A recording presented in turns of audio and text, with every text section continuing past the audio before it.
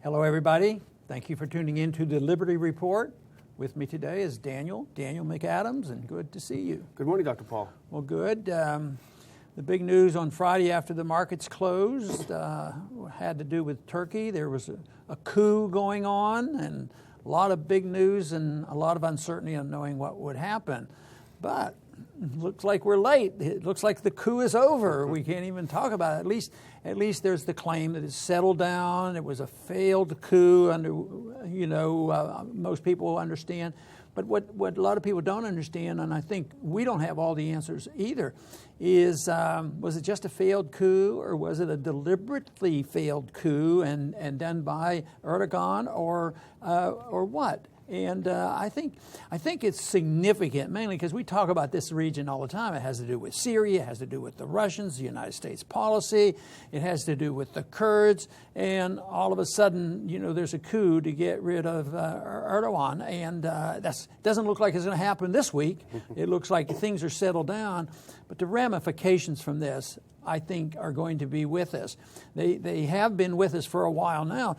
Incirlik has not really been in the news a whole lot, but it's a very important base when you think of NATO, and it's a place where we store nuclear weapons, and even if you go back and look in the news prior to this, I was looking for some other articles on it, and here it says tensions rising between U.S. Turkey over possible closure of Incirlik base. And that was back in April. But it's even been before that, I'm sure, that they were talking about this. But this came from Sputnik News. This didn't come from our news service. So all of a sudden, this is brand new. It's out there. But to me, it's a consequence of a very deeply flawed foreign policy on many different countries, our so-called allies, as well as our deeply flawed foreign policy. Yeah, I think people's suspicions about this coup started pretty quickly after the coup itself was put down, which was really a matter of hours.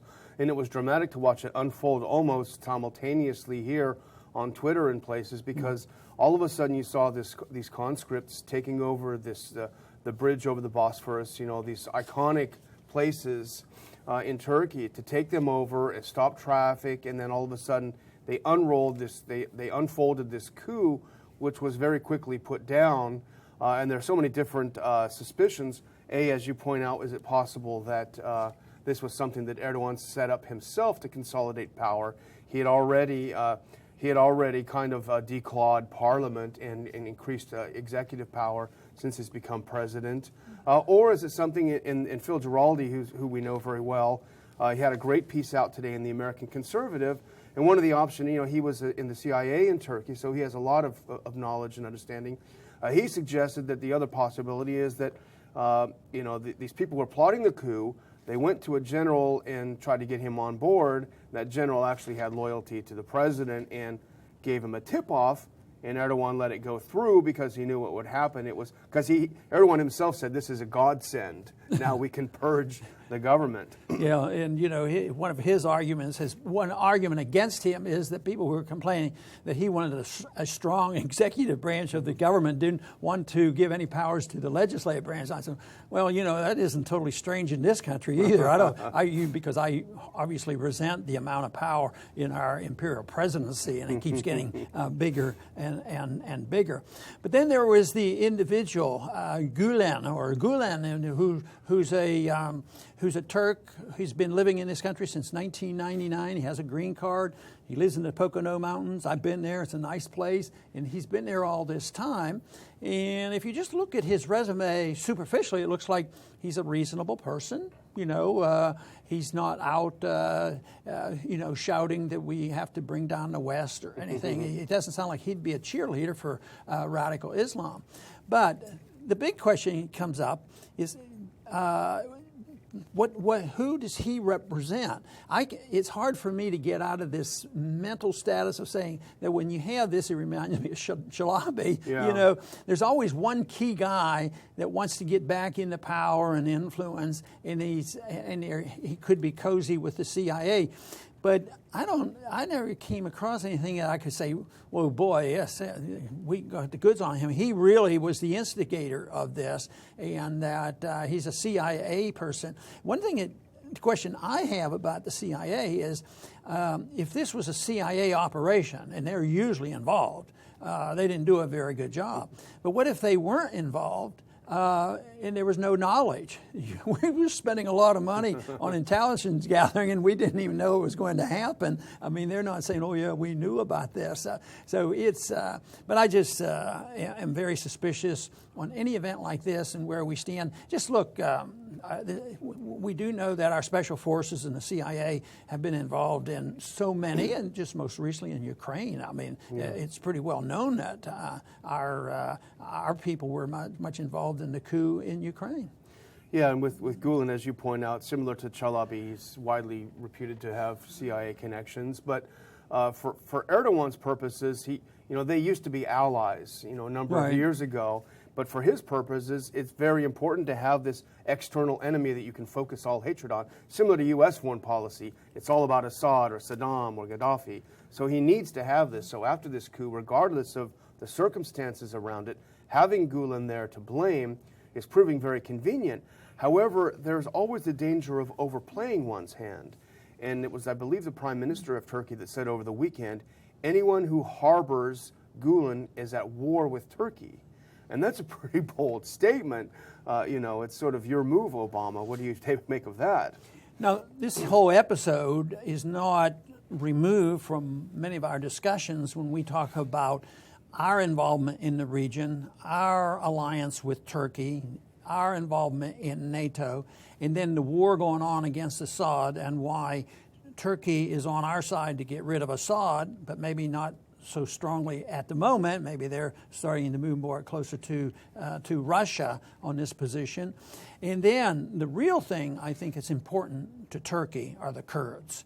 And if we had a situation in the world that would be more libertarian, everybody has a right of self-determination. Mm-hmm. Actually, Woodrow Wilson thought that was a good idea and preached that, but nobody ever follows through with it. If you had the right of people seceding and determining their own homeland and the right of self-determination, there would probably be a Kurdistan. But there isn't, and now, the Iraqis are involved, the Iranians to a degree, the Syrians are involved, the Turks are involved, all about the Kurds. But there's a relationship here, too, and brings out the inconsistency that we've talked about, and that is the PKK, mm-hmm. and a branch of the PKK that we sort of support, even though we declare them, a terrorist group. And I think this is obviously part of the underbelly of this discussion and what the moves are going on over there. Yeah, and the larger geopolitical issues of Turkey, Europe, and the U.S. are significant and important, mostly driven by our foreign policy, which demands that we have a presence and are active in the region. So that's the opening part. But if you think about it, Erdogan holds some important cards. First of all, the Europeans have said, if you bring back the death penalty and start executing these thousands of people that he's detained, if you start doing that, all talks for EU membership are off.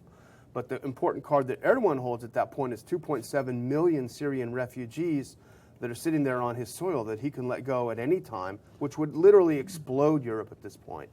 And then with the U.S., Kerry, I think, bluffs and says, well, if you don't behave, your NATO membership could be in question. But the question is, well, would Erdogan call his bluff and say, okay, then you're kicked out of Incirlik in that case, in which case the U.S. couldn't fight the war against Syria that it's fighting. It couldn't be fighting in Iraq.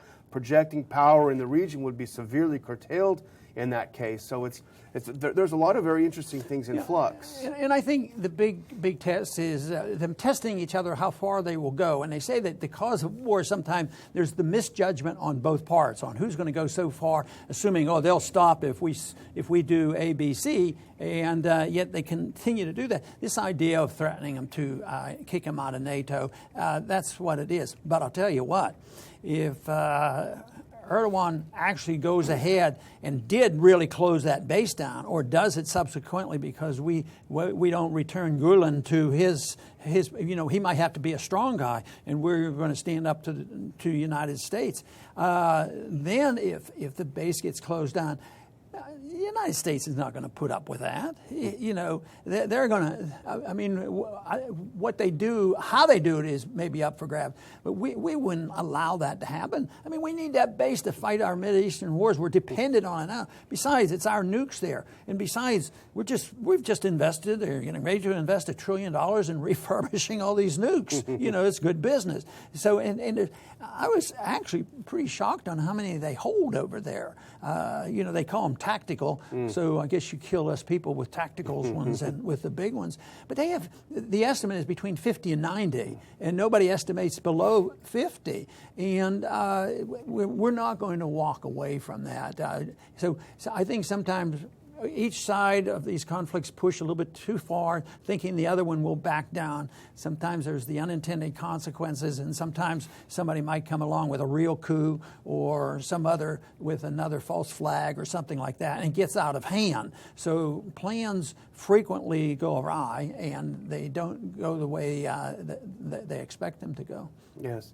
And there is a precedent, you know, the idea that the U.S. wouldn't make a move to overthrow Erdogan, the CIA wouldn't be involved. There's a counter argument, I think, because when you have a close ally that starts acting a bit more independently, that the U.S., that doesn't take U.S. orders immediately and carry them out, that person is often targeted because they're a close ally and they stop paying attention. And I think Erdogan has done that. He's opened back up with Russia. He's maybe looking to change policy in Syria. But I would say a precedent is Shevardnadze in Georgia, who had always marched to the tune called by Washington. But when he started exercising some independence, there was the Rose Revolution that threw him out and brought someone even more with even more fealty to Washington. So there's always, I think, that possibility. And since Erdogan was a elected leader, now that this coup is over, the United States and Kerry and others saying, "Oh, we respect elected leaders, and we won't do anything about that."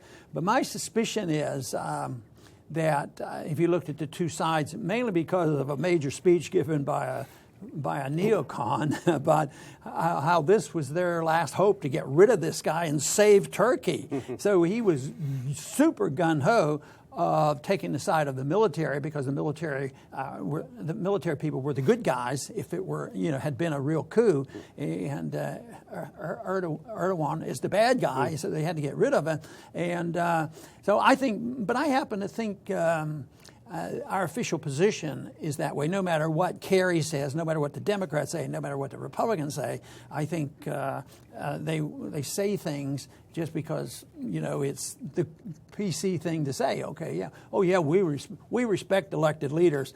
Yeah, like we did in Ukraine and all these other places, all the way back to 1953. You know, in Iran, we have a habit of not respecting elections, but preaching that we force democracy on these other countries. It's pure hypocrisy, and I think that's why people harbor a lot more resentment toward us than people realize. When you're powerful, when you're the richest, and you can put on sanctions and freeze assets and threaten them with military, you know, you don't know how strong the resentment is.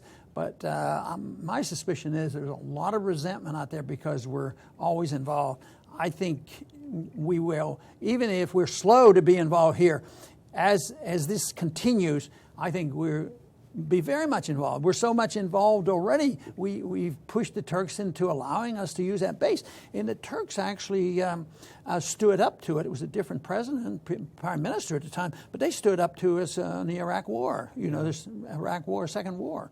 Yeah, and as we discussed before we came in here, we were talking before the show, if it wasn't for our interventionist foreign policy, this would be more of an academic argument. It wouldn't be about our position in the region, because we wouldn't be intervening in the region. And as we said too, the whole thing really started with the Arab Spring, and I think the U.S. government had a huge hand in that, trying to push these democracy movements. And when you do that, you open up a can of worms, and I think we're seeing still some of the repercussions for that. Yeah, if we weren't in the Middle East and we didn't design a policy in 2011, Assad must go, I believe that there'd be about 2.7 million more Syrians in Syria, there you go. and there'd probably be a couple million less immigrants in Europe right now, causing a lot of trouble. And but nobody stops to think of that, because it's this multiculturalism and socialism and Marxism type. We have to take care of everybody. It isn't like people are hurting and they've been run out of their country and threatened, and all they want to do is live in a free country and go to work. I mean, they all go, they get, the ones that come to this country get a lot of money, they're taken care of. And and that's also illegal aliens, everything else. So we subsidize it, we interfere, we cause these shifts in migrations. And yet, as a libertarian, I really believe that there would be a lot of voluntary migration, or at least integration and movement and trading and traveling, but it wouldn't be this fight over becoming a citizen and voting for largesse and voting for more of their socialism and that kind of stuff. That wouldn't exist, but I guess we're a bit away from that. I want to thank everybody for tuning in today to the Liberty Report. This has not been an easy subject to sort out, because even though the coup has come and has gone, I think it is yet to be seen exactly how this will settle out in the Middle East, in particular in Turkey. But in spite of the fact that I have suggestions for maybe the Turkish government on what they ought to do, in a way it's really none of my business, but it is my business on what our government does. I think we have caused a lot of trouble in this whole idea that we are compelled and obsessed with being over there and invading these countries and making the world safe for democracy and doing all these things. It's very detrimental. I do believe there's blowback. I do believe there's unintended consequences. And one of the major unintended consequences will be the continuation of the bankrupting of this country. And this is the reason that we have to pay attention to this and have to get more people to join in and endorse the principle of non-interventionism. If it worked very well for us and made us free and prosperous and living in peace, you know what?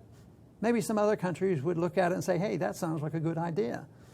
Hopefully that will come someday.